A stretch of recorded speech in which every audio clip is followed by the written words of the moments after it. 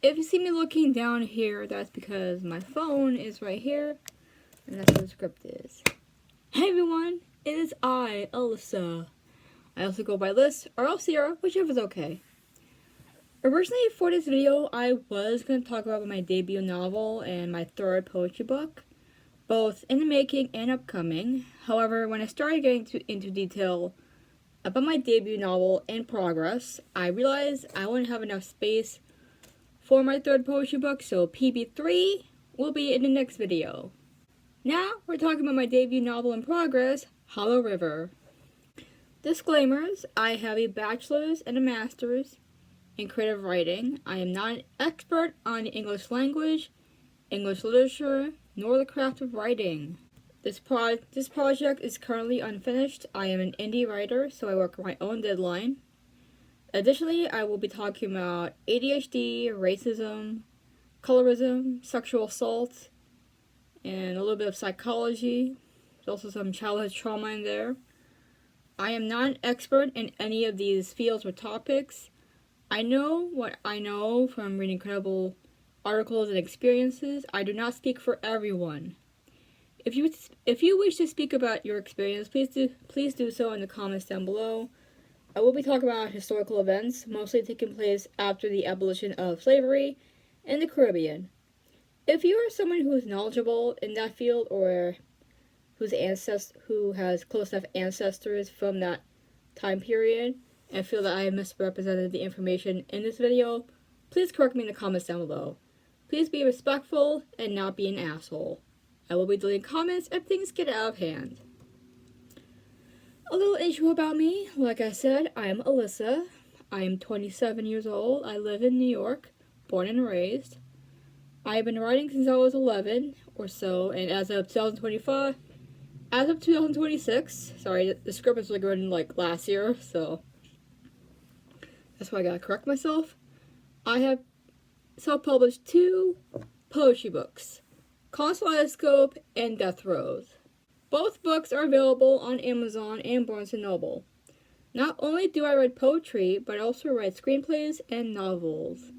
Besides my major study in creative writing, I also hold a minor degree in film and video studies. Writing is more than just a hobby, it's an outlet, it's a workout, it's something I look forward to, because if I didn't turn to writing, I probably would have turned to digital art or a very different path. I am always looking for ways to further my skills and craft, and I believe that writing and art should be accessible to everyone. Now, my debut novel. Ever since I got serious for the writing, I have always been working on my debut novel. I started writing seriously at 16 or so. I'm 27 now. I wasn't always writing on the same project. A few of these WIPs, or works in progress, have what is called a shared universe. That means they are separate stories in the same environment, and oftentimes they cross over, like The Boys and Gen V, or the Marvel Cinematic Universe, MCU for short, or the DC Universe, DCU for short. Actually, the MCU is what inspired me to take on that concept. It opens the doors to developing characters and world building, and having writing more original stories built on that previous concept. It's exciting. Of course, I do have other projects that aren't involved in this universe. The current project I set as my debut novel in progress is in this shared universe, which doesn't have a name yet. That's okay. We're still on the first book, and who knows, what I'm working on currently may not be the debut novel that gets published. That's okay. Things happen. I remember back in senior year of high school, I was working on a literary project, and I was so determined that it would be my first published novel. Look at us now. That book hasn't been published, and probably won't see the light of day until I decide it does. So what am I working on currently that I feel would be my debut novel, and why? Hollow River. This is a working title. At the time of writing the script, I am about 75% done with the first draft. At the time of filming this, I am 80% done with the first draft. And we met the alligator people. This is probably one of the few times I reached this far in a novel, and it's quite a marathon. I recall back in high school, my gym teacher would have us run a mile on school track. This was not every day. This was at least twice in the school year. Now, a mile on a track is 4 laps, depending on which lane you take. The shortest lane is the fastest. Besides that, my gym teacher told us that the first 2 laps would be the easiest. It's the 3rd lap that is the mental killer. At that point, our muscles are exhausted and feel that they're being strained, pushed to the limits. It's like, please, let's take a break.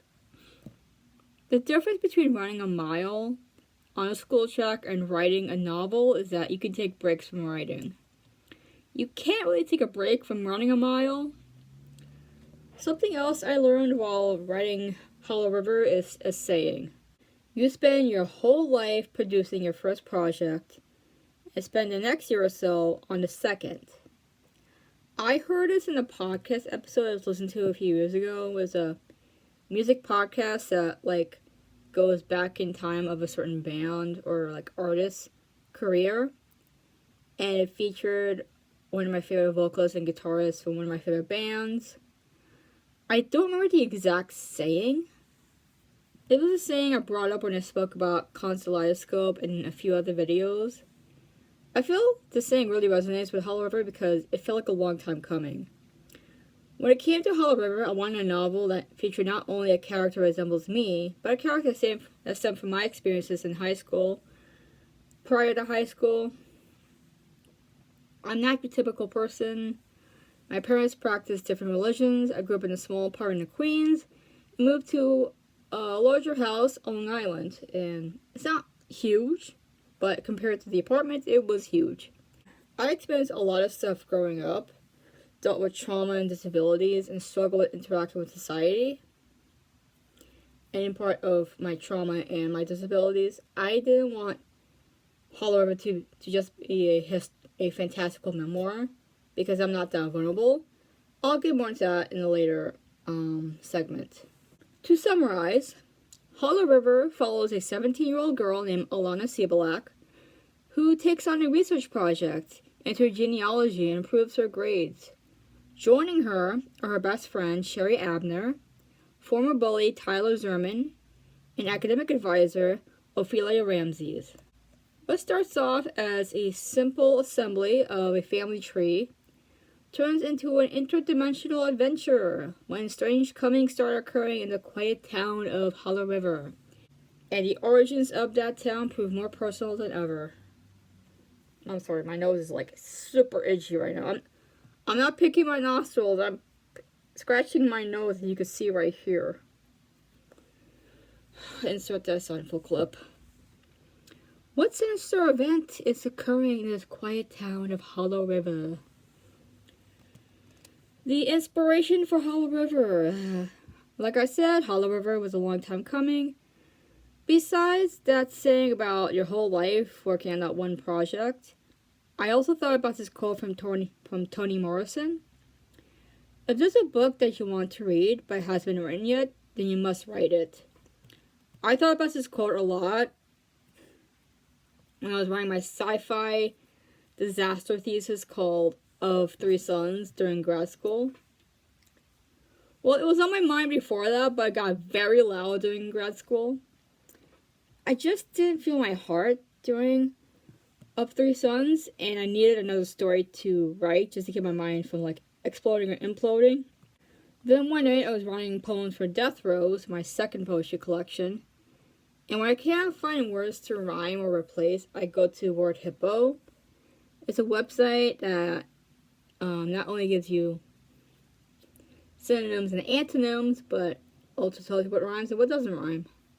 I think I was writing or maybe pondering a poem based on my town. I was going through the synonyms of my town's name, and Hollow River came about. I liked the name. It had a bit of a haunting tone to it, although some people may think it's about the environment, which the novel does touch on. Actually, it's part of the plot other than being the setting. Now I got a name for this. Was it going to be a poem or a title of a novel? I think you know where I went with this. Since Hollow River was the title of a novel, what would it be about? What genre would it be under? While I was writing the draft, I started realizing how easy it was to blend in with genres. At first, I wanted this to be a portal fantasy for young adults. When I started getting to the fantastical moments of this draft, I realized it wasn't just one kind of fantasy. It was historical fantasy, a bit of alternative history, maybe even some horror, a good deal of sci-fi. It does touch on a lot of real topics, some of which are a bit uneasy to talk about, and some of which are being banned or censored in several counties. I said counties, not countries. And I'm referring to this country, the US of A. Some of these topics and tropes came from books that I enjoyed and thought would be comparative with Hollow River, such as Legendborn by Tracy Dion or Homegoing by Yagayasi. If I mispronounce any names here, I apologize. To dive into these topics, I think it would be best to go through my characters. Alana Seablack. Main protagonist who is a lot like me in terms of resemblance, background issues that she goes through. First, we're Trinidadian New Yorkers with ancestral ties to South Asia, most likely India. I'll talk about the vagueness later. We both developed early, which made us victims to harassment and unwanted attention. We both went to Catholic school, though I only went for 1 year, while Alana was there from maybe kindergarten up until 6th grade, when she graduated and moved to Long Island. And by the way, she also grew up in Queens like I did, and that's where she attended the Catholic school. I would say that we are Catholic school survivors because Jesus may be on the cross there, but my God, are children cruel. I did give Alana an event that only occurred to her, but not me. I'll get more into that later. We both have violent tempers, but we're getting over that. Remember, she and I are different. She is fiction, I am a real person. Because Alana was known to be combative and aggressive during her first years of high school, people knew her as a violent girl, and so they would egg her on. Or the grumpy bitch, as one would say. In junior year, however, she started to make a turn for the better and began making amends. Unfortunately, not everyone understood that or even wanted her to get better. Her dad is a Christian, while her mom is Muslim. That's different for me because my dad is Hindu, but mom is still Muslim. Her mom is quite strict, even a bully in her own way. Her dad does bully his daughter in a way too, but when the plot progresses and things are being revealed, he starts to change as well. The reason why I was vague about Alana's ancestral ties was because of who her ancestors were. You see, there was the Atlantic slave trade, most of which occurred in the Caribbean or South America. Those ships were commanded by the UK and other European merchants, and they were carrying enslaved Africans to the other side of the world. Then slavery was abolished in the UK in the 1830s. How is labor to be exploited? Whose labor were the merchants going to go after? The Indians, Chinese, and much of the Asian countries. I'm going to focus on India because that's where most of my words come from. They had what was called indentured laborers, which meant that people were made to work on the sugarcane fields on the Caribbean islands. The difference between that and chattel slavery was that there was a contract and a salary to be earned. So these people were hired, but with like a very low salary, as opposed to enslaved Africans who were stolen and carried abroad in the worst way possible, and they never earned a single dime from that. The salary was nothing to live on. It was pretty much from a penny to a nickel. Somewhere on these ships, my ancestors sailed from India to Trinidad. That historical event plays a big role in this novel. Now, I mentioned something about giving Alana an event that did not occur to me in real life. This is a work of fiction. Alana does not mirror my life or my past. She is merely a way for me to process my teen years and other topics. This does go into spoiler territory, so I'll be as vague as possible. When Alana was studying Catholic school, there was someone who took an interest in her and worked on building a relationship with her that largely affected her teen years as she started high school in a new town. Now, I hate the teacher-student relationship trope, especially if the student is significantly younger than the teacher. But that's not what this is. The person who took an interest in Alana was not a teacher. It also plays into how predators are often excused for actions by their community, especially if it's a religious community. Other topics that Alana explores through this novel are body image issues that she developed early in life, so she is perceived as an adult, or promiscuous when she's still a teenager. You may see blood at the end of this video, I'm sorry. There are so many issues that I faced in my life that I cannot put all of that into Alana. So I split them up into two best friends, whose relationship proves to be a bit more one-sided as the story progresses. Sherry Abner, best friend to Alana. The two met in 7th grade when Alana was a new student. In 8th grade, however, Sherry saw her now former friend Stephanie was treating Alana because Alana didn't want to be Stephanie's friend. Yeah, high school drama, am I right? So, senior year, Sherry and Alana are still friends. They've been through thick and thin. Though Sherry may seem like the perfect student to everyone and like the little meek child she is, there are some skeletons in her closet that only her parents and Alana know about. There was once a monkey on her back, and now the monkey may have returned. If you didn't catch that, Sherry once had an addiction to paint colors, which she got when she injured her back. The addiction got so bad that she nearly lost her life, and had Alana not been there to save her, we wouldn't have a second female main character. This occurred during 2020, during the COVID lockdown, and yes, I know. Why did I include the lockdown? Because I wanted to get over it.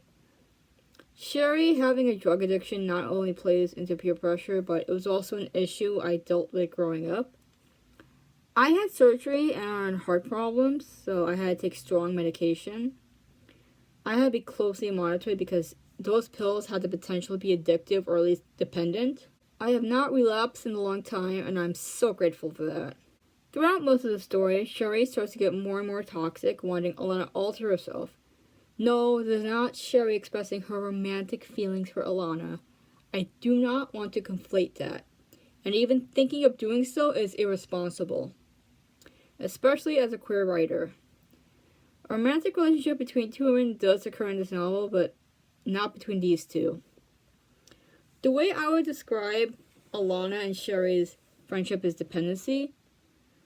In the beginning, Sherry is harassed by her former friend Stephanie, who calls Alana her knight in armor because Alana is almost always the one to defend Sherry in these situations. Alana even tells Sherry that she gotta fight her own battles. Well, she does, but for the wrong reasons. Looks like the good girl has gone a bit bad. Though she seems only supportive to the plot, Sherry's involvement becomes more personal when she finds out a secret about her parents, and she is put in a position that threatens her life and everything around her. Her hold on Alana is threatened when a third party enters the scene, with a reason that Alana relates to. Tyler Zerman, a former friend of Stephanie and a former bully of Alana and Sherry. Tyler's not your kind of guy to want trouble, so why join the bullies? Tyler was a bit tougher to explore, mostly due to the fact that I never really had a male character to focus on that deeply. I had to take some time to understand what a teen boy goes through. If Hell is a teenage girl, then what was a teenage boy? JD from the Heathers? Any one of the guys from Jennifer's Bodies? Who? Then I thought about how mental health was portrayed through girls as it was through boys, and American Psycho came to mind, and how everyone just loved the fact that a woman directed a satirical novel about masculinity and identity. I'm like, how do I write Tyler? So I thought about male characters that keep it all down just to explode spontaneously, similar to how female characters do it. And it came to me, performance. It's been taught that boys and men shouldn't show their emotions or express their feelings, otherwise they're weak or gay. I mean, did they forget that anger is also an emotion to express? For Tyler, he has to express these feelings, or else he's a volcano waiting to explode. That's why he has a friend named Lewis. Tyler, man, I put him through some shit, and I won't say a lot as to not spoil it. I will say a big topic that he explores is sexual assault. Mainly a male victim of sexual assault is nothing graphic. If I won't read it, I won't write it. It was a quick incident that resulted in the betrayal of a friend, and it stays Tyler's mind for much of the book. It's hard to talk about because male victims are often told that they're supposed to enjoy it. It really shows a double standard how overlooked male victims are. Not only does his sexual assault play a role in this book, but when we meet his ancestors, it opens the lens wider to the issue. Now, when he terminates the friendship with Stephanie and his old group and joins Alana and Sherry, there's tension, especially when Tyler was involved in an incident that results in Sherry being humiliated, which is similarly paralleled in a later incident involving all three main characters, and that was inspired by Carrie. However, the place did not go up in flames, and we did not get an evil Matilda moment. ADHD! This is a big similarity between Alana, Sherry, and Tyler, and it's something that I also have, ADHD. One of the big reasons why I started writing Hollow River was to write disabled characters, especially invisible disabilities. There are two books that helped me in terms of writing neurodivergent characters. Hell Followed With Us by Andrew Joseph White, and I Keep My Exoskeletons to Myself by Marissa Crane. Hey, so I just found out that the author who wrote I Keep My Exoskeletons to Myself no longer uses the name that was on that book. They now go by Mac Crane. So, apologies on that. I did not mean to misrepresent Crane and her book.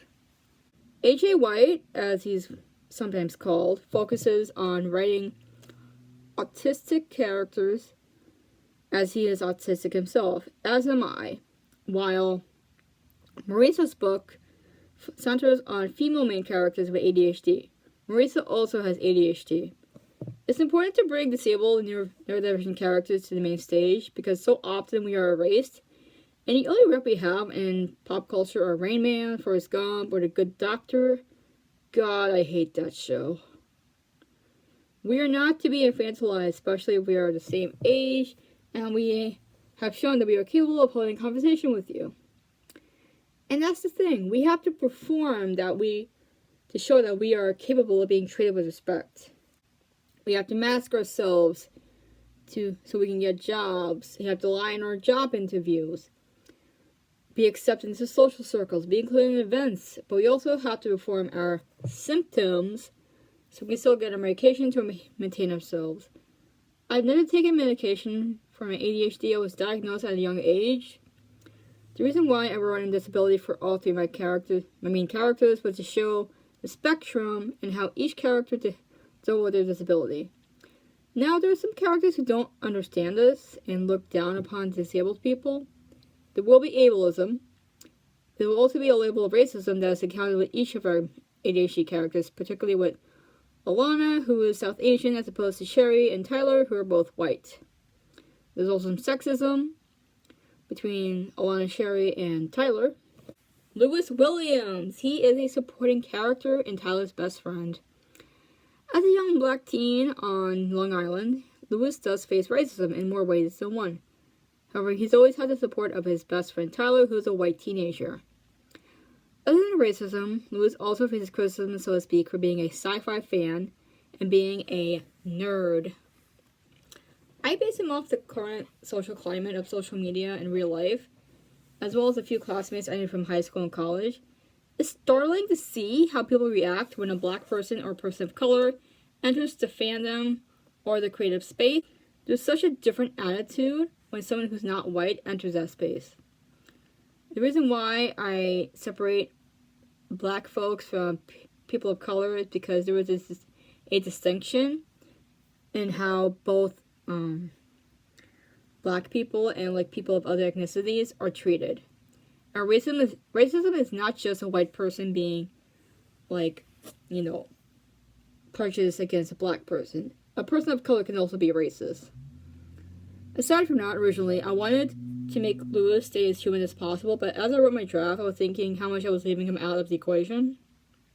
Who is he other than Tyler's best friend, who remains a human with no powers? Plus, a lot of the story is based on the descendants of the oppressed, so why not include Lewis? Let's make him awesome. I mean, if Sherry's gonna have powers, even for one day, then let's join Lewis on that. So, I give him powers. What powers are they? I won't say a word. Besides that, something else that Lewis faces is family division. You see, when he was a young boy, his father took him to the circus. I'm joking.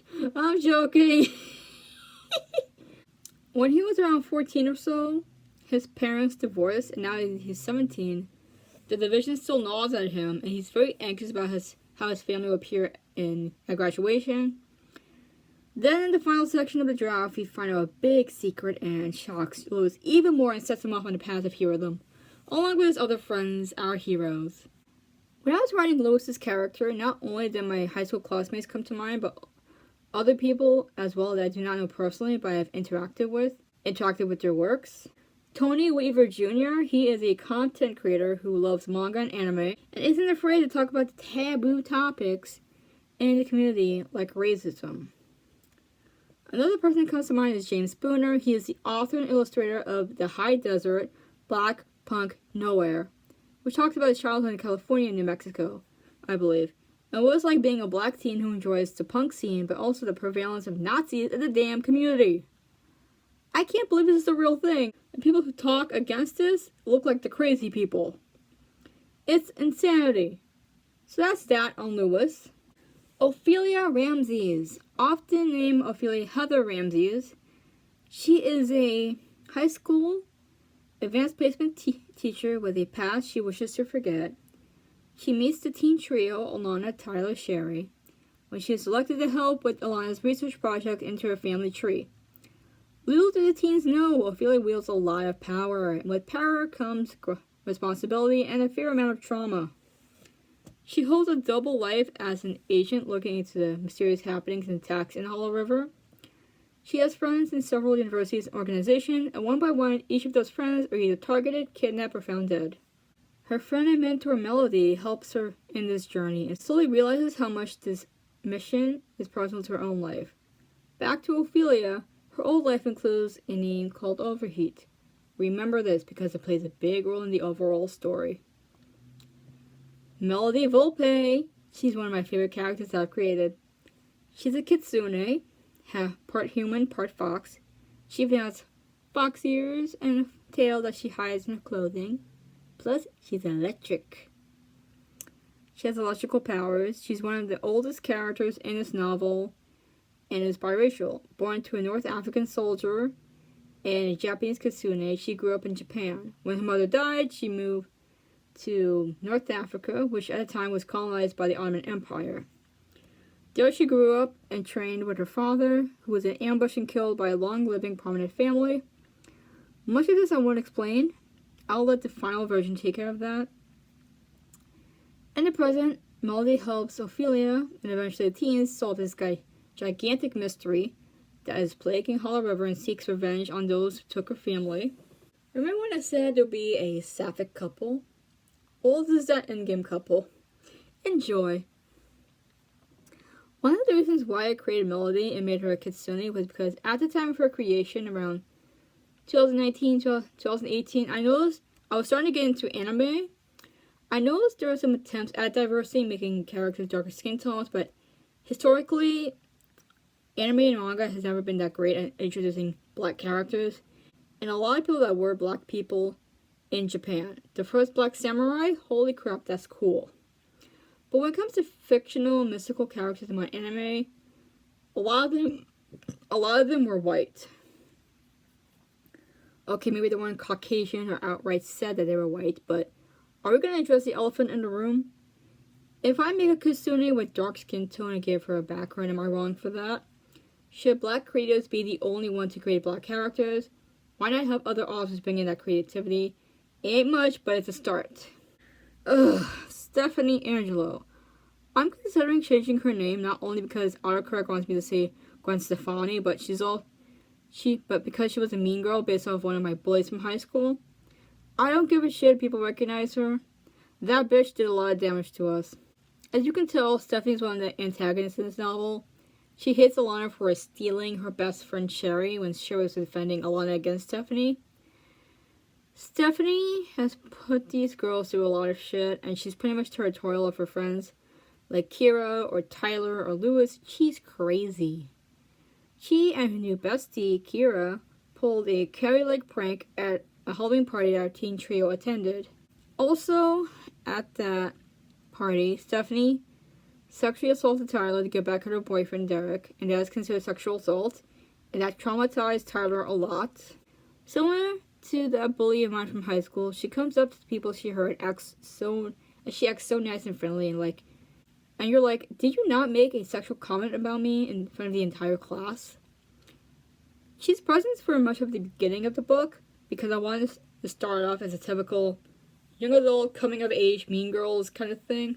But we don't see her a lot throughout until the end, after our teen hero saved the world and now face a racist and attacker. Kira Silas, best friend to Stephanie. She's more of the right-hand man who handles a lot of her interactions with her enemies, especially our teen trio. She comes up several times to Sherry asking for forgiveness and let bygones be bygones. Would you let a bygone be bygone, especially to someone who humiliated you several times? Yeah, I wouldn't think so.